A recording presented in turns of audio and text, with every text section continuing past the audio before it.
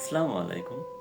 আমি এই ভিডিওটা যখন শুট করছি, এটা হতে চলেছে আমার জীবনের সবথেকে বেশি দুঃখের সময় বলতে পারেন। কারণ এটা আমার জীবনের শেষ পরীক্ষার প্রথম পরীক্ষাটা।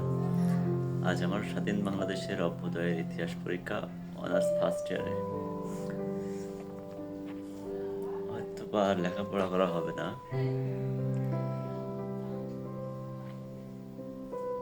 দেখা যাক সামনে কি হয়। তো স্টুডেন্ট হিসেবে আমি খুব বেশি ভালো ছিলাম না, খুব বেশি খারাপও ছিলাম না। এভারেজ পর্যায়ের স্টুডেন্ট ছিলাম। তবে পরীক্ষার সময় খুবই ভালো করে পড়তাম। আমার জীবনের সব থেকে কম পড়ে পরীক্ষা দিচ্ছি এবছর আমি। লেখাপড়া করার হাইয়েস্ট পর্যায়ে দিয়ে উল্টে উল্টে বারে বার মনে হচ্ছে কি লাভ পড়ালেখা করে। সেই তো